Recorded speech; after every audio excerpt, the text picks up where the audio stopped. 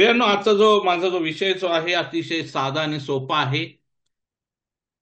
आमच्या प्रभू येशू ख्रिस्ताबद्दल. आमचा प्रभू येशू ख्रिस्त जो आहे तो या जगामध्ये असताना वेगवेगळ्या कुटुंबामध्ये तो गेला. वेगवेगळ्या कुटुंबांना तो जो आहे गाठी भेट देत होता. आणि त्यापैकी एक जे कुटुंब जे आहे ते त्या कुटुंबाविषयी आज सकाळच्या वेळेस आपण काही गोष्टी आपण शिकण्याचा आपण प्रयत्न करूया. माझ्या बोलण्यावरून तुमच्या लक्षामध्ये आला असेल की मी कोणत्या कुटुंबाविषयी मी बोलत आहे. प्रियांनो, मी बोलत आहे मार्ता, मरिय आणि लाजार ह्या कुटुंबाविषयी. आणि कृपा करून माझ्या संगती आपण यहोनाचं शुभवर्तमान त्याचा 11वा अध्याय काढूया. यहोनाचं शुभवर्तमान त्याचा 11वा अध्याय, gospel according to John and chapter number 11. प्रियांनो, या अध्यायाकडे जाण्याच्या अगोदर काही गोष्टी या कुटुंबाबद्दल मला आपल्याला सांगून द्या. पवित्र शास्त्रामध्ये प्रियांनो या कुटुंबाचं वर्णन जे आहे, या कुटुंबाविषयी माहिती जी आहे, 3 विभागांमध्ये किंवा 3 संदर्भामध्ये आपल्याला पाहायला भेटतंय. एक आहे लुकाच्या शुभवर्तमानामध्ये आणि 2 आहे यहोनाच्या शुभवर्तमानामध्ये. आणि तिन्ही ठिकाणी आमचा प्रभू जो आहे त्या ठिकाणी उपस्थित आहे. पहिली वेळेस आम्ही वाचतो प्रियांनो लुकाच्या शुभवर्तमानाच्या 10व्या अध्यायामध्ये, आणि त्या ठिकाणी मार्तानी जेवणावळ केलेली आहे आणि प्रभूला तिने आमंत्रण दिलेलं आहे आणि प्रभू त्या ठिकाणी गेलेला आहे. आणि मरिया जी आहे प्रभूच्या चरणापाशी बसून देवाचं वचन ऐकत आहे. त्या भागामध्ये आम्ही आमच्या प्रभूला जे आहे तो एक भविष्यवादी आहे, किंबहुना देवाकडून आलेला संदेश तो लोकांना तो देत आहे. He is a profit. तो एक भविष्यवादी या नात्याने त्या घरामध्ये उपस्थित आहे आणि देवाचा संदेश तो लोकांना तो सांगत आहे. आणि म्हणूनच मरिया जी आहे त्या ठिकाणी बसून देवाचं प्रभूचं बोलणं जे आहे ती ऐकत आहे. दुसरा संदर्भ आता आम्ही जे यहोनाचं शुभवर्तमान त्याचा 11वा अध्यायामध्ये आम्ही वाचतोय की या ठिकाणी प्रभू ह्या ठिकाणी सुद्धा तो उपस्थित आहे, किंवा या कुटुंबामध्ये देखील तो उपस्थित आहे. आणि आता ह्या ठिकाणी आमचा प्रभू जो आहे एक प्रमुख याजक, एक हाय प्रिस्ट म्हणून तो उपस्थित आहे. तो जो आहे देवबापाला मनुष्याच्या वतीने किंवा या कुटुंबाच्या वतीने तो त्यांना विनंती करीत आहे. तो एक प्रमुख याचक म्हणून ह्या घरामध्ये तो आता उपस्थित आहे.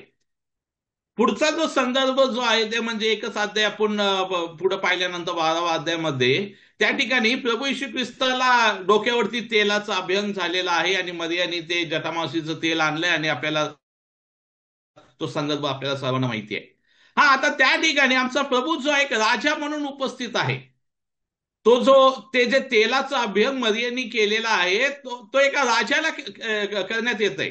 कारण की ज्यावेळेस शमूएल गेला दाविदापाशी, त्यांनी त्याच्या डोक्यावर तेल ओतलं आणि त्याला राज्याभिषेक केलेला आहे. प्रियांनो, माझा सांगायचा मुद्दा हा आहे की प्रभू येशू ख्रिस्त या कुटुंबामध्ये तो जात असे आणि वेगवेगळ्या पद्धतीने तो कार्य करीत असे. आता थोडक्यामध्ये या कुटुंबाविषयी मला आपल्याला सांगून द्या प्रियांनो. ते जे 12वा अध्यायचं म्हणजे यहोनाचं शुभवर्तमान 12वा अध्यायचं ते जे वर्णन जे आहे, म्हणजे मरियानी जे तेल ओतलं, हाच संदर्भ आम्ही जर पाहाल तर मार्काच्या शुभवर्तमानामध्ये सुद्धा हा संदर्भ त्या ठिकाणी आलेला आहे. मार्काचं शुभवर्तमान 14वा अध्याय. परंतु त्या ठिकाणी किंवा त्या घटनेमध्ये आम्ही पाहतो त्या ठिकाणी लिहिलेलं आहे ते जे घर जे होतं ते शिमोन कुष्ठरोगी या व्यक्तीचे ते घर होतं. आणि त्या ठिकाणी ती एक बाई होती आणि तिथं लिहिलेलं आहे की त्या बाईनी जे आहे त्याच्या डोक्यावर तेल ओतलेलं आहे. यहोनाच्या शुभवर्तमानामध्ये आम्ही वाचतो की त्या मरियेनी जे आहे त्याच्या पायावरती तेल ओतलेलं आहे. परंतु पुष्कळशा बायबल विद्वानांचं मत असं आहे की हे जे कुटुंब जे आहे, हे जे घर जे आहे, हे बहुतेक शिमोन कुष्ठरोगी ह्याचं ते घर असावं. आणि हे जे 3 मुलं जे आहे मार्ता, मरिया आणि लाजार, हे त्या व्यक्तीचे मुलं असावे. आणि अजून एक गोष्ट मला आपल्याला सांगून द्या की ते 10 कुष्ठरोगी प्रभू येशू ख्रिस्तानी बरे केलेले होते. त्यातला एक कुष्ठरोगी जो होता, पुष्कळ विद्वानांचा हाच तो व्यक्ती असायला पाहिजे जो घरी आला आणि आता तो त्याच्या घरामध्ये आहे. तर प्रियांनो, अशी या कुटुंबाची पार्श्वभूमी आहे. आणि ह्या पार्श्वभूमीमध्ये आता हे कुटुंब जे आहे बेथानी या गावामध्ये राहत असताना आता या कुटुंबामध्ये काहीतरी दुर्घटना घडलेली आहे किंवा काहीतरी घडलेलं आहे. आणि म्हणून मी त्या आजच्या संदेशाला मी शीर्षक दिलेलं आहे रिस्पॉन्सिबिलिटीज ऑफ द फॅमिलीज, म्हणजे कुटुंबांची जबाबदारी. आम्ही कुटुंब या नात्याने आम्ही राहत असताना आमची जबाबदारी काय असायला पाहिजे. आणि म्हणून त्या शीर्षकाअंतर्गत मी 5 महत्वाच्या गोष्टी या संपूर्ण अध्यायामधून मी आपल्यासाठी मी ठेवत आहे. प्रियांनो, प्रभूच्या आत्म्याचे प्रेरणेने व कृपेने मला प्रभूने जे सांगितले तेच मी तुमच्या समोर मी या ठिकाणी ठेवत आहे. प्रभू माझ्या व्यक्तिगत जीवनामध्ये तो बोललेला आहे की सलमोना, तुझं कुटुंब आहे. हा, तू ह्या परिस्थितीमध्ये असताना तू काय केलं असतं, हा तुला माहिती नसेल तर शिक, या अध्यायामधून शिक. बघ हे 3 जण कसे कसे त्यांनी आपले प्रॉब्लेम जे आहे प्रभूकडे घेऊन गेलेले आहेत, कसे त्यातून आपल्याला शिकायला भेटतं. आणि पुढे जाण्याच्या अगोदर अजून एक गोष्ट मला आपल्याला सांगून द्या प्रियानो, की या तिघांच्या मध्ये असं दिसतंय की मरिया ही सॉरी मार्था ही जी आहे ती थोरली आहे. मरिया ही जी आहे ती 2 नंबरची बहीण आहे आणि लाजार जो आहे तो धाकटा भाऊ असायला पाहिजे. 3 भावंड आहेत, 2 बहिणी थोरल्या आहेत आणि एक जो आहे भाऊ धाकटा आहे. तर पहिला मुद्दा या ठिकाणी, आता माझ्याकडे रमाबाईंचं भाषांतर आहे त्याच्यामुळे मी रमाबाईंच्या भाषांतरानच मी पुढे जातो. आता पहा, या ठिकाणी हेडलाईन्सच आहे, म्हणजे यहोवाचं शुभवर्तमान 11वा अध्याय, त्याचा हेडलाईन त्याचं शीर्षकच आहे, येशू लाजाराला जिवंत करीतो. याचाच अर्थ प्रियांनो की त्या कुटुंबामध्ये आपल्याला सर्वांना माहिती आहे ही गोष्ट, काहीतरी दुर्घटना घडलेली आहे. आणि दुर्घटना घडलेली असताना ह्या कुटुंबानी किंवा या बहिणींनी, आता त्या ठिकाणी वडिलांचं नाव किंवा कुणाचंच नाव नाहीये, 3 पात्र आहेत त्या कुटुंबामध्ये, मार्था, मरिया आणि लाजार. आणि ह्या कुटुंबाने आता या बिकट परिस्थितीमध्ये त्यांनी काय केलेलं आहे ते शिकण्याचा आपण प्रयत्न करूया. म्हणून त्याला शीर्षक दिले, रिस्पॉन्सिबिलिटी ऑफ द फॅमिलीज. पहा, पहिली गोष्ट, पहिला मुद्दा, 3रं वचन पहा, मी वाचतोय. म्हणून त्या बहिणींनी त्याच्याकडे सांगून पाठवले की, हे प्रभू, ज्याच्यावर तू प्रीती करतोस तो दुखनाईत आहे. त्या बहिणींनी, माझ्याकडे भाषांतर जे आहे त्याच्यामध्ये बहिणींनी अनेक वचनी तो शब्द आहे, इट्स इन प्लुरल. आम्ही लुकाच्या शुभवर्तमानामध्ये सिंग्युलर सिंग्युलर येतं, म्हणजे मार्ताने बोलवलं, मरिया बसलेली आहे आणि ते सगळं एकटे एकट्याचं काम चाललेलं आहे. 12वा अध्याय यहोवानाच्या याच्यामध्ये मग आपण वाचतो की ते जेवणावर ऍक्च्युली झालेली आहे, मार्ताने स्वयंपाक तयार केलेला आहे, हा परंतु मरिया जी आहे ती तेल ओतत आहे. हा परंतु पहिल्यांदा असं या ठिकाणी घडलेलं आहे की त्या दोन्ही बहिणींनी दोघींनी एकत्र येऊन ठरवलं की ह्या आजारपणाच्या दिवसामध्ये आम्ही प्रभूकडे पाहावं. आणि म्हणून प्रियानो, माझा पहिला मुद्दा हा आहे की आमच्या कुटुंबातल्या प्रत्येक गोष्टीमध्ये किंवा बिकट परिस्थितीमध्ये we should go to Christ. आम्ही ख्रिस्ताकडे आम्ही जायला पाहिजे. या बहिणींनी जे आहे प्रभूकडे गेले.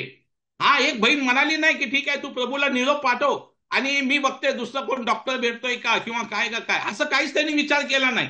दोघींनी समानरित्या त्यांनी प्रभूकडे निरोप पाठवलेला आहे.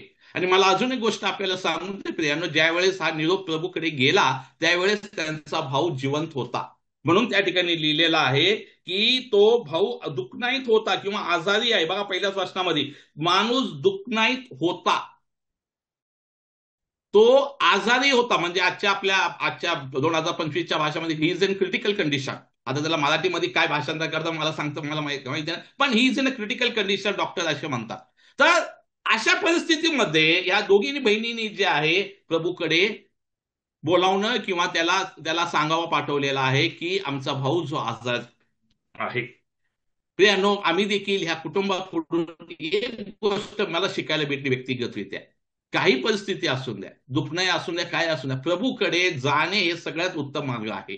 प्रभूकडे पाहणे. या बहिणीने दुसरीकडे कुणाकडेच नाही पाहिलं, त्यांनी थेट प्रभूकडे प्रभूकडे पाहिलं आणि प्रभूकडे त्यांनी निरोप दिला. प्रियानो, आमचं देखील तेच कर्तव्य असायला पाहिजे, प्रभूकडे जाणे. मग तो कोणताही प्रसंग असून द्या, आमच्याकडे एकच उपाय आहे, ते म्हणजे प्रभूकडे जाणे. पुढे आपण पटकन जाऊया. आता ज्या वेळेस हा निरोप प्रभूकडे गेला, ज्या वेळेस प्रभूकडे गेला, प्रभूने जे आहे म्हणला नाही, त्याला माहिती होतं पुढे काय होणार आहे आणि काय नाही.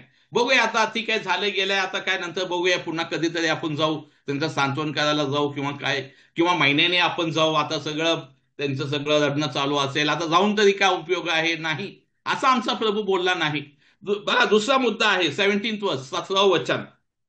मग येशू आल्यावर असे आढळून आले की त्याला कबरेत ठेवून 4 दिवस झालेले आहेत. आमचा प्रभू आला, आमच्या प्रभूकडे निरोप गेला नाही असं नाही, आमचा प्रभू आला. हा पुष्कळ वेळा असं होतं प्रियानं, आम्ही प्रभूजवळ प्रार्थना करतो आणि आम्ही प्रभूला विनंती करतो की प्रभू आमची ही अडचण आहे, ही समस्या आहे, कृपा करून तुम्ही आम्हाला मार्ग दाखवा, सोडवा, आम्हाला तुम्ही योग्य ते मार्गदर्शन करा. वेगवेगळ्या आम्ही आम्ही प्रभूला सांगत असतो. आणि पुष्कळ वेळा आपल्या मनाप्रमाणे झालं नाही ना, तर आम्ही प्रभूला दोष देतो किंवा आम्ही प्रभू संगती कुरकुर करतो. प्रभू, तू तू असं असं आत्ता काय याचा हे आहे, तू पहिल्यांदा यायला पाहिजे होतं, किंवा एक्स एक्स वाय झेड. पुष्कळ वेळा आपल्या मनाप्रमाणे काही गोष्टी होत नाही. हा, आता या ठिकाणी प्रभू देखील त्यांच्या मनाप्रमाणे, त्यांच्या इच्छेनुसार त्यांनी काही केलेला नाहीये. आणि म्हणून प्रियानो, मी त्याला शीर्षक दिलेलं आहे, टायमिंग जीजस. प्रभूचं टायमिंग जे परफेक्ट आहे, ही त्याचं जे येणं जे आहे ते एकदम परफेक्ट टायमिंग मध्ये तो येतो. तो वेळेनुसार तो येतो. कदाचित आपल्याला वाटत असेल की त्यांनी उशीर केला, त्यांनी लवकर यायला पाहिजे होतं, त्यांनी हे करायला पाहिजे होतं, त्यांनी ते करायला पाहिजे होतं. हा, परंतु प्रभूला माहिती आहे मी काय करणार आहे आणि केव्हा करायचं आहे. ज्यानं आपल्या कुटुंबाच्या बाबतीमध्ये हे आपण लागू करून घेऊ शकतो. आमच्या कुटुंबाच्या बाबतीमध्ये सुद्धा प्रभूला चांगलं माहिती आहे कधी करायचं आणि काय करायचं. वेळेच्या अगोदरही तो करत नाही आणि वेळ झाल्यानंतरही तो करत नाही. म्हणून मला ते वचन फार आवडतं प्रियानो, ज्यावेळेस सहारा जी होती ती गरोदर राहिली आणि प्रभूचा दूत तिला आला भेटायला, आणि तो तिथं लिहिलेला 21व्या अध्यायाच्या, उत्पत्ती 21वा अध्यायाच्या पहिल्या वचनामध्ये, की देवाच्या म्हणण्याप्रमाणे, त्याच्या वचनाप्रमाणे व त्याच्याच नेमलेल्या समयी देवानी सारेची भेट घेतली. प्रियानो, योग्य वेळी प्रभू आमची भेट घेणार आहे. हा, प्रभू आल्यानंतर प्रियानो त्या ठिकाणी त्यांनी सगळी चौकशी केली. त्यांनी चौकशी केली, त्याला लक्षामध्ये आलं काय परिस्थिती आहे. आणि म्हणून त्याच अध्यायाच्या शेवटी खाली लिहिलेल्या 35व्या वचनामध्ये येशू रडला. बायबलमध्ये आपल्याला सर्वांना माहिती आहे, अत्यंत एकदम छोटं वचन आहे, येशू रडला. प्रियानो, आमच्या प्रभूला आमची परिस्थितीची जाणीव आहे. त्याला माहिती आहे त्या कुटुंबामध्ये काय घडलेलं आहे, काय चाललेलं आहे. आणि मला अजून एक गोष्ट आपल्याला सांगून दे प्रियानो, ह्या बहिणींच्या दोघींच्या मनामध्ये जे विचार चालले होते ना, ते सर्वस्व या बहिणींनी प्रभूच्या चरणापाशी ठेवले. बघा त्या ठिकाणी लिहिलेलं आहे 21वा वचन. आणि मग मार्था येशूला म्हणाली, हे प्रभू, तू येथे असतास तर माझा भाऊ मेला नसता. ही मार्था म्हणत आहे. प्लस खाली आपण येऊया 32वा वचन. मग जेथे येशू होता तिथे मरिया आल्यावर ती त्याला पाहून त्याच्या पाया पडली व त्याला म्हणाली, हे प्रभू, तू इथे असतास तर माझा भाऊ मेला नसता. दोन्ही बहिणींच्या तोच विचार आहे की माझा प्रभू इथं असता तर माझा भाऊ मेला नसता. प्रियानो, ज्या वेळेस आम्ही प्रभू संगती आम्ही बोलतो, आपल्या मनातली गोष्ट आम्ही आमच्या प्रभूला सांगूया. आमच्या प्रभूला कळतं, आमच्या प्रभूला समजतं. मग त्या कुटुंबाच्या गोष्टी असून द्या की आपल्या वैयक्तिक जीवनाच्या असून द्या, काही असून द्या, आमच्या प्रभूला सगळं कळतं, सगळं समजतं. हा, आता या ठिकाणी सुद्धा प्रभूंनी सगळी सिच्युएशन पाहिली, त्यांच्या मनातल्या ज्या गोष्टी होत्या ते त्यांनी पाहिलं. आणि पाहून आता प्रभू काहीतरी त्या कुटुंबामध्ये तो करत आहे. आणि तो काय करत आहे बघा, त्या ठिकाणी 25वा वचन मी वाचतो. 25वा वचन. येशूने तिला म्हणले, पुनरुत्थान व जीवन देणारा मीच आहे. जो माझ्यावर विश्वास ठेवतो तो मेला तरी जगेल. त्याला मी त्याला शीर्षक दिलेलं आहे, द पॉवर ऑफ बिलीफ. विश्वासाचं सामर्थ्य.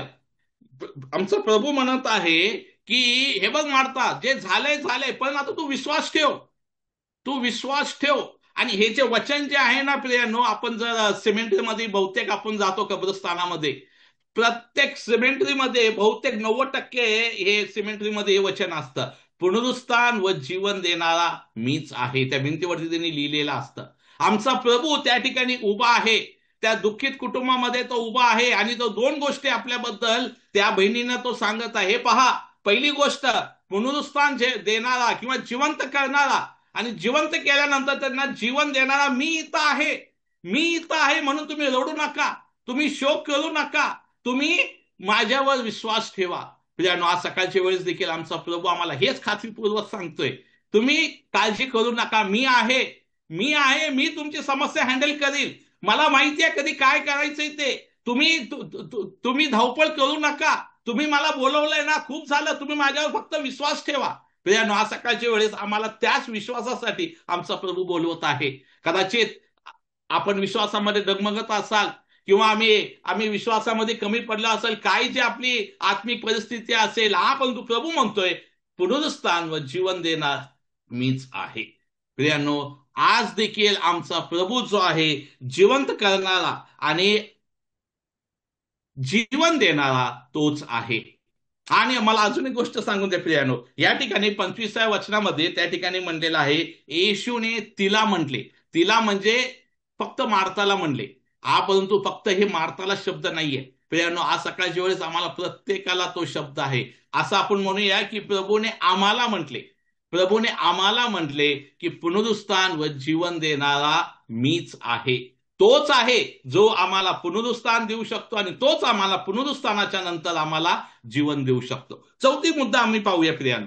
चौथी गोष्ट, आमच्या प्रभूने या कुटुंबामध्ये काय केलेलं आहे पहा. 39 वचन, 39 तिथं लिहिलेलं आहे, येशूने म्हटले तुम्ही ही दोंड काढा. त्या मेलेल्या मार्ता त्याला म्हणाली, हे प्रभू आता ते सगळं आपल्याला माहिती आहे. परंतु चौथा मुद्दा या ठिकाणी आहे, आमचा प्रभू त्या ठिकाणी एक आज्ञा देत आहे. त्या कबरेच्या त्या ठिकाणी आल्यानंतर प्रभू त्यांना आज्ञा देत आहे. आणि आज्ञा काय देत आहे की तुम्ही ही धोंड काढा. ही जी धोंड जी आहे ना ती काढून टाका. प्रियांनो, मला म्हणजे थोडस मला मीन्स असं सांगू इच्छितो, हे जे कुटुंब जे आहे बेथानी गावातलं, फार प्रतिष्ठित असं ते कुटुंब असायला पाहिजे. हे कशावरून मी सांगतो, कारण की 4 दिवस झालेले आहेत प्रियांनो. 4 दिवस झाले त्यांचा भाऊ मरण पावून, आणि 4 दिवसानंतर सुद्धा त्यांच्या घरामध्ये अजूनही पाहुणे रावळे आहेत. 4 दिवस झालेले आहेत, अजूनही लोक त्यांचं सांत्वन करायला येतात आणि खूप लोक त्यांच्या घरामध्ये येतात. आणि 4 दिवसानंतर सुद्धा त्यांच्या घरातले पाहुणे जे आहे कमी झालेले नाहीये. आणि अशा परिस्थितीमध्ये प्रभू त्या ठिकाणी आल्यानंतर आता हे सगळे लोक त्या त्या कब्रस्थानामध्ये, त्याला आपण आपण डेड हाऊस म्हणूया किंवा सिमेंटरी म्हणूया, काय जे आपण नाव देऊ शकतो ते आपण देऊ शकतो, कबर, त्या ठिकाणी आमचा प्रभू गेलेला आहे. तो त्यांना आज्ञा देत आहे. काय आज्ञा देत आहे की तुम्ही ती धोंड तुम्ही काढा. ते जे ठेवलेलं आहे रॉक, तुम्ही ते बाजूला काढा. चौथा मुद्दा मला आपल्या समोर पटकन ठेवून द्या, ते म्हणजे आम्ही विश्वासाने काय करूया, प्रभूची आज्ञा आपण पाळूया. प्रभू आम्हाला आज्ञा देतो. प्रभू जे आहे आम्हाला अशा आमच्या बिकट परिस्थितीमध्ये, ज्या परिस्थितीमध्ये आम्ही जात असेल ना, वचनांच्या द्वारे प्रियानं तो आम्हाला आज्ञा देतो. तो आम्हाला सांगतोय तुम्ही हे करा, तुम्ही हे वाचा आणि समजून घ्या माझी काय इच्छा आहे, माझी काय आज्ञा आहे.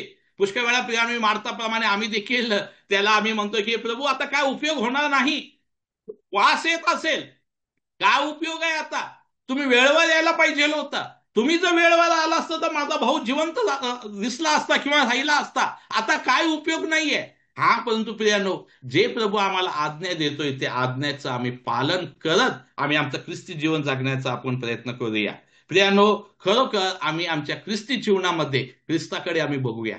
ख्रिस्ताला आपलं मार्गदर्शन आपण ठेवूया आणि ख्रिस्ताच्या वचनाप्रमाणे त्याच्या आज्ञेनुसार आम्ही चालण्याचा आपण प्रयत्न करूया. आणि नंतरची गोष्ट आपल्याला माहिती आहे प्रिया, की प्रभूने जे आहे लाजार म्हणून हाक मारली आणि तो लाजार जो आहे जिवंत झालेला आहे. आणि तो जो आहे जिवंत असं तो बाहेर आला. एका प्रभूच्या सेवकाने, आपल्याला माहिती असेल, एका प्रभूच्या सेवकाने ह्या प्रकारे सांगितलं, जर का प्रभूने लाजाराचं नाव जर घेतलं नसतं तर किती लोक जिवंत झाले असते ब्रदर एबिनेसर? सगळेच बाहेर आले असते. जितके त्या कबरेमध्ये होते किंवा असतील सगळे बाहेर म्हणजे सगळेच बाहेर आले असते. पण थँक गॉड प्रभूने लाजाराचंच नाव घेतलं आणि फक्त एकच व्यक्ती आला, लाजार जिवंत होऊन बाहेर आला. खरोखर प्रियानो त्या सर्वांना आश्चर्य वाटलं असेल. परंतु प्रियानो, मी पाहत होतो की प्रभूने हे सगळं एवढ्या कठीण प्रसंगातून जाण्याचा का, त्याचा हेतू काय होता? प्रभूला जर पाहिजे जर असतं तर 4 दिवस अगोदरच आला असता. किंबहुना मी तर असा विचार करतो प्रिया, तिथूनच जर प्रभूला त्याला बरं करायची इच्छा जर तिथून जर सांगितलं असतं तरी बरं झालं असतं. एवढा 4 दिवस डिले करायचा काय हेतू त्याचा आहे? प्रियानो, त्याच्या पाठीमागचा एक उद्देश आहे. कोणता उद्देश आहे माहितीये का? बघा आता तो उद्देश बघा या ठिकाणी आहे. 5वा मुद्दा, वचन 45 बघा त्या ठिकाणी आहे. यावरून जे यहुदी मर्याकडे आले होते त्यांनी त्यांनी ज्यांनी त्याने जे केले ते पाहिले, त्यांच्यापैकी पुष्कळाने त्याच्यावर काय ठेवला? विश्वास ठेवला. आज सकाळच्या वेळेस खरोखर प्रभू आम्हाला आमच्या जीवनातून वेगवेगळ्या परिस्थितीतून घेऊन जातोय. तो आम्हाला कठीण परिस्थितीमधून सुद्धा तो घेऊन जातोय. हा परंतु त्याची इच्छा आहे की आम्ही ह्या कठीण परिस्थितीतून जाऊन आम्ही एक चांगलं साक्षीचं जीवन आम्ही जगावं. जर का प्रभूने जरा तिथून जर बरं केलं असतं तर प्रियांनो हा चमत्कार झाला नसता आणि पुष्कळ लोकांनी विश्वास ठेवला नसता. आणि तुम्हाला माहिती आहे हे झाल्यानंतर, तो जिवंत झाल्यानंतर, विश्वास ठेवल्यानंतर आता काय त्याचा परिणाम झाला माहिती आहे का? बघा आता या अध्यायामध्ये ते वचन आहे, एकच मी पुढे एक वचन वाचतो. 12वा अध्याय पहा प्रियानो, 12वा अध्याय आणि 9वं वचन. तिथं असं लिहिलेलं आहे प्रियानो, यूहन्नाचे वर्तमान 12वा अध्याय 9वं वचन. आणि तो येथे आहे यहुद्यातील साधारण लोकांना कळले की तेव्हा केवळ येशू करिता नाही, आता लक्ष द्या प्रियानो, तर ज्याला त्याने मेलेल्यातून उठवले होते त्या लाजारालाही आपण पहावे म्हणून ते आले. आता फक्त ख्रिस्तालाच नव्हे तर त्यांनी लाजाराला देखील तो कसा दिसतो, तो मेलेल्यातून उठलेला आहे तो कसा दिसतो हे पाहण्याकरिता आता लोक येत होते. प्रियांनो, हा सकाळच्या वेळेस हा त्याला पाचवा मुद्दा मी दिलेला आहे. God's greatest aim to save the soul, the salvation of the souls. लोकांचं मनाचं तारण, त्यांचं अंतःकरणाचं तारण करावं, लोकांचं तारण करावं, हेच ह्या पाठीमागचा उद्देश आहे प्रियानो. खरोखर प्रियानो, आज सकाळच्या वेळेस या कुटुंबाकडून आम्ही एक गोष्ट शिकूया. कठीण परिस्थिती येतील, प्रसंग येतील, हा परंतु आम्ही ख्रिस्ताकडे बघूया. ख्रिस्त येतो, तो आम्हाला मदत करतो आणि त्या कठीण परिस्थितीतून तो आम्हाला बाहेर काढतो आणि बाहेर निघाल्यानंतर एक चांगली साक्ष आम्ही त्या परिसरामध्ये आपण देऊया, यासाठी की आम्हाला ख्रिस्ताचं नावाचं गौरव आम्हाला एक शेवटी करायचं आहे. शेवटचं एकच वचन वाचून मी बंद करतो प्रियानो. 11वा अध्याय आणि त्या ठिकाणी पहिलंच वचन आहे बघा, त्या ठिकाणी सॉरी 3रं वचन आहे बघा. आता मरिया ती म्हणत आहे, मार्था म्हणत आहे, म्हणून त्या बहिणीने त्याच्याकडे सांगून पाठवले. काय सांगून पाठवले? हे प्रभू, ज्याच्यावरती पहा, ज्याच्यावरती तू प्रीती करतोस तो दुखनाईत आहे. या बहिणींना वाटलं की आमचा प्रभू जो आहे ना, लाजार ह्या एकाच व्यक्तीवरती तो प्रीती करतो. हा हे बहिणींचा दृष्टिकोन झाला. परंतु प्रभूचा दृष्टिकोन तुमच्या कुटुंबासंदर्भात आणि माझ्या कुटुंबाच्या संदर्भात काय माहितीये का? ते शेवटचं वचन, 5वं वचन बघा, त्या ठिकाणी लिहिलेलं आहे. येशू तर कुणावरती प्रीती करत होता? मार्था व तिची बहीण आणि लाजार यांच्यावरती तो प्रीती करीत असे. प्रियांनो, आमचा प्रभू कुटुंबातील सर्व लोकांवरती प्रेम करणारा असा तो देव आहे. प्रभू करो आणि या विजयी आपलं ख्रिस्ती जीवन जगण्यास प्रभू तुम्हाला मला सहाय्य करो.